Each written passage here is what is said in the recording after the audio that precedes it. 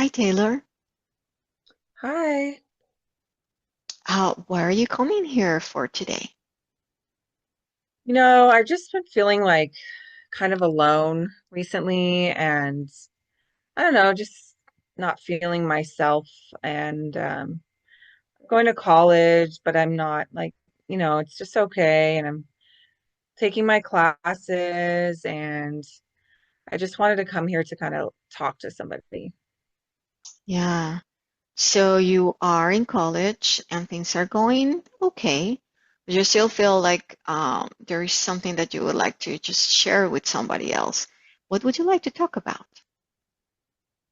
I'm just having like, I'm having a hard time making friends, and I had to move away for college. It's like an hour from my house, and my family hasn't really visited. And I feel like I haven't really had anyone to talk to. And I just am getting more and more depressed. Hmm. So you haven't really had much contact with your family. They're still 1 hour away. And you mentioned before it's been difficult to just make some friends. Um, you're feeling sad. Yeah. Yeah. And I'm just like, I used to be a straight A student, and I've been getting like C's, and I just haven't really felt like studying, or I don't know. And I missed class a few times, and I'm trying to meet new friends there, but the friends I do meet, they just never reach out to me, and I'm always the one reaching out to them, and I just feel very isolated. Hmm. So you have attempted to make new friendships, Mhm. but it just feels like it's going nowhere, and that has you feeling isolated. Now, in that isolation, what are the thoughts that come to your mind? Mm, I don't know. It's kind of like embarrassing to share, but I just feel not useful, or like I don't have a purpose. And I feel really depressed, and I'm losing motivation, and I just don't get out of bed like on the weekends when I do have free time.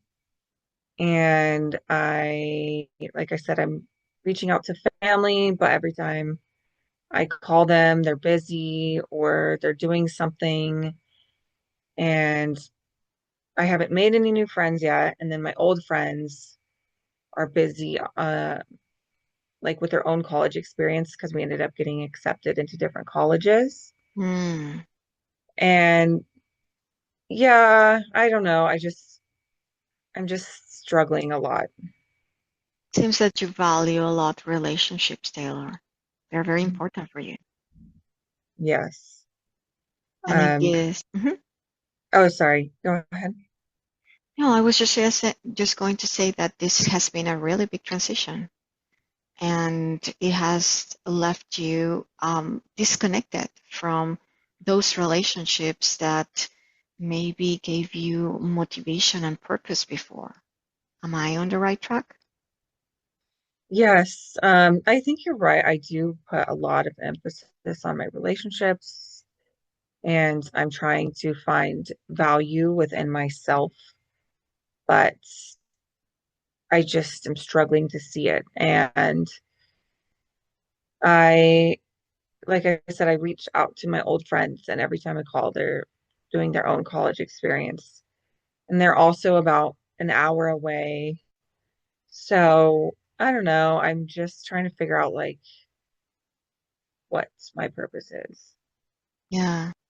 So you are in college. You used to be a straight A um, student, but now you're are even missing classes, getting more difficult to get out of bed, trying to reach out to your family, your friends, trying to make new friends, and it just doesn't seem to be working. How does that leave you? Um, it leaves me very like, I don't know, I just isolate and I sometimes will like drink by myself um, to like kind of numb the feeling. And I just keep trying to do homework and I am not, and I'm just not caring about a lot of things I used to care about. And yeah, I don't know. That's why I'm here to talk to you. I'm trying to figure it out. And just like I said, things don't seem like I'm not, things that used to make me happy don't really make me happy anymore. Hmm. Um, so yeah, that's kind of where I'm at right now. Yeah, and you were mentioning that there were things that you used to find interesting, that you used to enjoy. What were those things? I used to draw. Um, I used to listen to a lot of music, and now I feel like I'm not even really listening to music at all. And I used to like want to help at an animal shelter, Mm. and because I love cats and I love animals, but like I said lately, I have no motivation. Like sometimes I think like, what's the point of doing all this? Mm. Um, so yeah, that's kind of where my head's at. Yeah, so there were things that you used to enjoy besides relationships, cats and being around them, helping out in Mhm. the shelter and drawing and listening to music. You have been able to do those things that much at all lately. Is there Yeah. anything at this moment, Taylor, that you enjoy doing, that you find any type of satisfaction with? Um, well, when I have the motivation, I like to write poems, but I'm struggling to find the motivation. But when I do have motivation, that's kind of brings me joy. Or I was thinking of possibly adopting a pet. Um, then the thought of taking care of someone else or something else seems very difficult right now because I can't really take care of myself. Mm. Um, and sometimes I just feel like I don't know. I really want to be here. You don't want to be here. Yeah. Tell me more about that. I don't know. I feel invisible and like no one really checks on me. So I just think like, what's the point? I'm going to school, I'm working, I'm reaching out, I'm trying to form connections, and nothing just, like I said, just makes me feel super at ease or super happy. Mm. You feel that you are not seen and nobody's really in your view, nobody's caring for you. They're not Hmm. checking in with you. Um, when you say that you wouldn't want to be here, um, have you had actual thoughts of maybe wanting to kill yourself? Yeah, sometimes, especially when I'm drinking, I think about it like, would it be just easier, And since nobody's checking on me anyways, it's just like, well, would they even notice? Mm. Um, would they even care? And, it's a hard thought, but I kind of felt uncomfortable telling you in the beginning because it is kind of awkward and embarrassing for me to say. That's kind of what I've been thinking, Mm. especially when I'm drinking. Yeah. So that is more often when you're drinking, and you already told me that you've been drinking more often lately. Um, do you have those type of thoughts right now? Yes, I do. That's kind of why I reached out to you. I felt like maybe if I reached out to a professional, they might be able to help me. And I have been drinking about like, I don't know, 4 to 5 times a week. Mm-hmm. Um, and I'm drinking maybe 1 to 2 bottles of wine Mm-hmm. by myself. And I just like the feeling that it's like numbing the Mm-hmm. emotions and problems I'm having right now. Yeah. So it's been really happening often, 4 to 5 times a week, 1 to 2 bottles. And you already told me that that's exactly where, when those type of thoughts are more appearing in your mind and more strong. Um, have you thought about how you would do it? Um, yes, I have. I just think like I don't know. I like I said, I feel kind of uncomfortable talking about it, but I have because you see those movies and you're like, oh, I could just get a rope or a item of clothing and like hook it up to like a ceiling fan or you know something and put a chair underneath of you, and I kind of start thinking about everything that I could do. Mm, okay. Um, do you have some of those things at your place?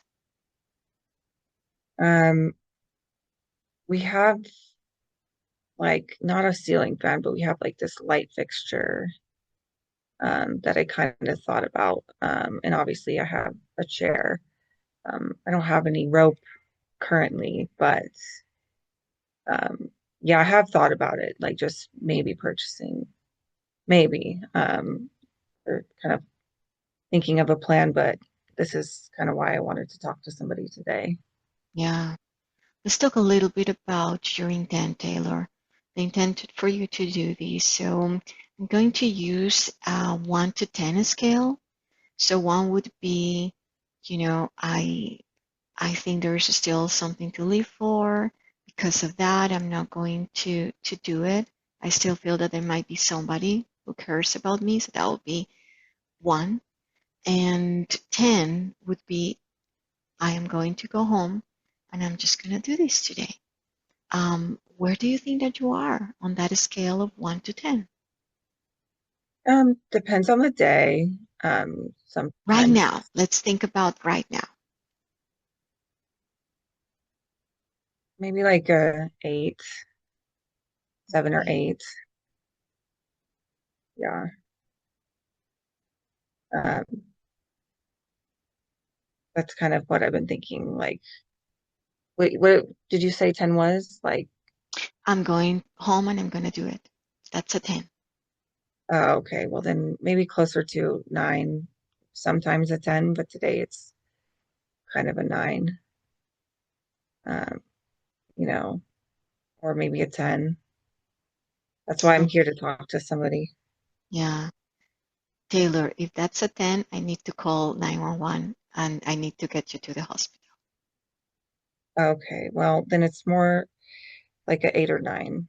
Okay. It just that's why I'm here to talk to you Yeah. as And I'm so glad that you're here, Taylor. Let me just pause for a moment and just say that I am so glad that you're here, opening yourself up because you have said different times, you told me it is very uncomfortable for you to talk about this. And I wonder whether this is affecting how maybe you feel toward me or, um, you know, sharing about this is difficult. yeah, it's very difficult to share, and I've never told anybody this, obviously, and that's I thought about reaching out to family, and I've called them, like, say, for instance, there's the past 5 days, I've called them like 3 times this week, and I maybe received a call back once, and the phone call was about like 30 minutes. Mm, So when I was talking to them, I just felt like it wasn't, you know what I mean? Like they didn't really seem excited to hear from me or prolong the phone call. It was just like, oh, how's school? How's this? Okay, we're gonna eat dinner and I gotta go. Mhm. So yeah, that's kind of what happened this week. And then I called two of my girlfriends, and one didn't even call me back this week, and the other one called me back, and it was the same kind of thing, like, oh, don't worry, you'll get through it. I know you're upset or sad, um, but you'll be fine. Mhm. And that's kind of the response I received. Yeah. Yeah, at the same time, you told me that I'm the first person that you are sharing this with, so they really didn't get the full picture of what's going on with you, isn't it? Yeah, they don't. And when I talk to them, I guess I haven't really reached out to any of my siblings, but when I talk to my friends, they just brush it off. Like, Hmm. everything's fine. You're just sad because it's a new school and um, you're not used to it. Like, give it a month. And I just, like, as I said, I just don't feel that way. Yeah, Um, and I've tried to put on some music and I just, like, 5 minutes later, I turn it off yeah. because, like, nothing matches the mood I'm feeling. Mm, Um, I tried to draw this week and nothing. I just started and drew like two lines and it ended up, I just stopped because I had no motivation. Um, so luckily I had saw your ad on a school poster, like a therapy ad, and I decided to call it and come in here today. But this has been like really hard for me to open up to you. yeah, yeah, I can sense that. And even more so, I appreciate that you're being brave enough to just open up and share all this with me. You know, if we can get you to recognize some of the signs that might be happening for you as you are becoming, it seems that week after week you're becoming more um, into having these thoughts in your mind, drinking more often, having these thoughts more often. So what are other signs that can tell you that in a way is a warning sign for you to know that you're getting to that point where, remember that scale? Well, you'll get to a 10. So you've been starting probably one, two, going up, up, up. And if you would think like in a curve, that would be the 10.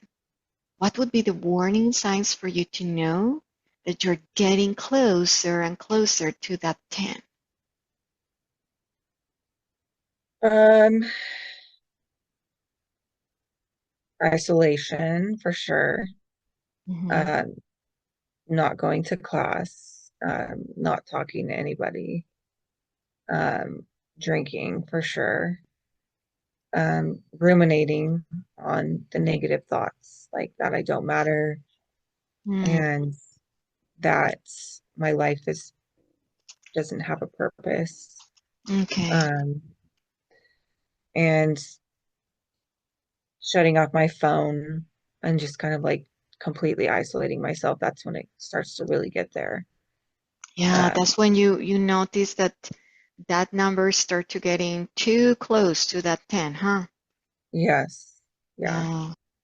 Okay, so one of the ways that I would like to just offer to you to help you is by filling up a document that is called a safety plan. And this is a document that includes warning signs so that you are aware. Sometimes things happen and we just don't realize that we're getting up on that scale to that 10. So this would be a way that you can realize what are those signs that can give you a warning that you're getting there. But also we include in that document some coping strategies to help you go through this rough transition that you're going through. Do you think that you would like to go through and make a safety plan with me together? Yes, I definitely think it's necessary. You're kind of like the last ditch effort, so I do think it's necessary. Okay, so we already went through step number one, which was what are the triggers or stressors? And you told me a lot about the things that happen within you. You isolate yourself, you shut down your cell phone, you're not talking with people, ruminating, having those negative thoughts, drinking more often. Now Mhm. I would love to hear what would be some circumstances or situations that would put you maybe more at risk to be getting into that 10 on our scale. Right, certain situations that would be Yeah, getting. or circumstances that might be put you more at risk to get to that 10. Um, like when I call someone and they don't answer, Mm, it's like rejection. okay. Um, and that starts like the spiraling. Mm, And then I just like will sometimes go to class and then I look around and like everyone's like sitting with their friends or laughing or studying with someone, and then I will leave class because it just feels like lonely to watch everybody. So that sometimes will put me in a situation to leave. And then usually when I leave class, I go buy alcohol. And then once I buy alcohol, then I go home and then it starts the whole process. okay, that was very, very helpful. So we have already a good amount of triggers or stressors that will put you in a high emotional risk that can lead to having those thoughts more frequent and maybe more strong in your mind. Yeah. Not just what happens inside of you when you isolate, when you shut down your phone, when you ruminate, when you feel rejected because you reached out and you didn't receive, the response that you were thinking, or when you see yourself alone at class and then you behave by going out and buying the alcohol, which we already know that that brings those thoughts more frequently. Okay. Yes. Now, the second step would be what would be those things that you would know in your mind that the crisis may be developing? Like, what would be the thoughts maybe that will come into your mind? Um, I don't matter. Nobody cares about me. I have no purpose. Like I don't have any special talents or, something that feels super useful in the community or in life. Those are the main thoughts I'm having. Okay, so I don't matter. I don't have a purpose. Nobody cares. I don't have special talents and I'm not useful. Those are the Yes, things that really come to your mind that you know that this is escalating. Okay. yes. Now, what would be those things that you can do to take your mind off of your problems without contacting another person? Things that you can do on your own. Well, I guess if I'm doing the opposite of what I'm doing now, I wouldn't go home because that's like where it starts to begin. I might start. I notice if I'm like outside, it's harder to ruminate in Mm, nature because there's people walking around and then it's like distractions and then I can't I know they can't hear my thoughts, but I think like, oh, I can't do this in public. okay, So being in nature and then maybe, like I said, trying to write a poem because I like poetry, and then okay, maybe trying to draw something as well because I like drawing as well. okay. So, writing a poem, things that you can do just when you are by yourself, writing a poem, trying to draw. Um, being outside in nature, that's another Mhm. thing. Um, is there any relaxation technique maybe that you know about or that you have tried before, maybe? Well, I forgot about this. I used to pray a lot and I haven't really prayed. So I thought maybe if I start praying again, Mm. um, I know it's not like meditation, but it's like meditation for me. Um, It's whatever works for you, Taylor. If that is something that relaxes you, then that is something worth having as a coping strategy for you. yeah, so probably praying and stretching as well, like stretching while I'm Mm. praying. Okay, stretching while you're praying. Okay. Yeah, that's Well, like moving. The whole point of my thoughts is like I'm just laying still. So like trying to do the opposite, which would be moving and mm, going outside and staying out of the darkness, literally out of the darkness. literally, yeah, I hear Yeah. you. I hear you. Now, what would be maybe some people that in the setting that you're in can help you take your mind off problems at least for a little while?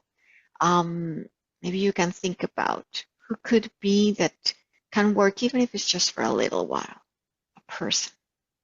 Well, my dad, like I said, I maybe talk to him a couple times a week, but that helps a lot. I haven't really tried my grandma because I haven't wanted to like put a burden on her, but she does help when I'm able to reach out to her. So maybe I should try calling her more. Mm-hmm. Um, Okay. as a friend, I don't, I don't know at the moment because same, they don't really answer. Um, that's kind of why I was thinking about praying because I have old church friends that I've kind of neglected and Mm. I have not really reached out to them. So I thought maybe trying to reach out, but I just haven't felt confident enough to do it. Do you think that there would be maybe someone in that group of friends that you used to be in more contact with before that might be a good bet? Maybe if you just like, we're just talking about a little time. We're not talking that the people that you're going to talk for an hour, but maybe just, chit chat. Yeah, her name is Jessica. She would probably Mm, help. Like I said, I've just been avoiding people altogether. Kind of what I wanted to talk to you, but yeah, she might be able to help. okay, She's okay. usually a pretty positive person. Okay, so you can at least reach out to provide a little bit of distraction.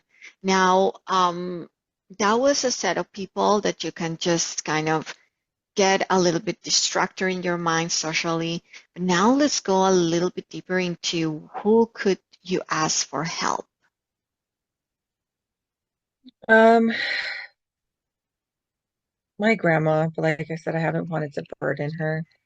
Um, my dad, but I'm like scared to tell him what I've been thinking. But mostly just those two people. Okay. Grandma and dad would be people that you can just reach out for help. Yeah, like they've helped with other things. I just feel like this topic, I've been scared to ask for help. Yeah. Um, Are there any healthcare providers that you have already, like on your network, that may need to know about this safety plan, Taylor? Um, I mean, I don't know if you count like your primary care provider. I don't know if you count that. Would that Um, be somebody that you would call during a crisis, that you would like to be reached out during a crisis? are yes, I just don't know like when doctors are available. Um, and obviously you would be one of them. Um, if we continue meeting, you would be my therapist, so I'd want to reach out to you. Sure. Um, in terms of other places, I think that's it. Like I just like my primary care doctor knows I struggled with anxiety, and so it might be good to reach out to her. Um, and then I just told you um, that my other healthcare providers, I don't really know if I could reach out to them. Okay. Okay. So at least we have your PCP. And since at the beginning, when I was asking you about the scale, you told me you are in an 8 or a 9, then this would qualify as a crisis. So do you think that you can contact your PCP to just let him know where are things going? Yeah, I can do that because I have been on medication in the past for anxiety. So I don't know if this, if he might have something for depression as well. Um, That so I'm would like, be worth just reaching out and finding out, Taylor. Great. yeah, So we're going to have that clinician here as your professional that you would like to be contacted during a crisis. I will be there as well. But I want you to know that with this document, I'm going to add to suicide prevention lifeline phone in case that in the middle of the night, you feel that you just need to talk with someone, that you would have somebody that these are people that have gone through experiences very similar than yours, and they are able and qualified to be able to support when someone is in crisis. yeah. Perfect. Now, I would like to finish up by talking about just which ways in which you can make your environment more safe, your home more safe. You have shared with me about increase in thoughts and intensity of those thoughts when you are drinking. So, how, which ways can you think of that you can make your environment safer so that, we know that it is going to be okay for you to go back to your home? Um, I don't feel like I have an addiction yet, so I feel like maybe resisting the temptation so I can walk a different way home. Okay. So I'm not tempted because the way I walk now, I have to pass a liquor store. So maybe changing the routes. And I do have a roommate, like we don't like the way our room is, it's like two separate, but maybe just hanging out more in the living room, in the common area, Okay. instead of isolating myself. But I do feel like if I can stay away from the alcohol, the thoughts might start to decrease. Yeah. Taylor, do you have alcohol at this moment at home? I do. I plan on getting rid of it. I'm just maybe I'll contact my dad and kind of like stay on the phone with him while I get rid of it, so I make sure it like actually happens. When are you willing to do that, Taylor? I was gonna do it after this session. I feel like after talking to you, I feel a little bit better about having resources where I felt like I didn't really have anything before. Mm, okay. So I really appreciate how you said that you want to talk to your dad as you are getting rid of your alcohol. So you're putting two resources together. Your agency, ability to do things for yourself, and your dad as a family resource. I would love to finish up just hearing from you. If you could think at this moment about one thing that is important for you, that is worth living for at this moment. I mean, even though I feel like they don't always care about me, I do feel like my dad and like I mentioned, my dad and grandma are important to me. Um, and I know that sometimes my emotions aren't always accurate. So I do feel like I really care about them. So they are very important to me. Yes, as I said before, you value relationships. They're important for you. Well, Mhm. I'm gonna have this print out with those that phone number for the Suicide Prevention Lifeline. And with all that we talked about today, I'm going to keep a record of that. You're going to take it home, and we will continue to meet so that we can just continue to expound in making you safer and also address those thoughts that you've been having so far. How does that sound to you? Sounds really good. And like I said, I really appreciate you today because like coming in here, I literally didn't know what I was going to do. So Well, I'm I'm glad that thankful. you made it and that we had this time together. And I hope to continue the conversation next time around. Thank you, Taylor.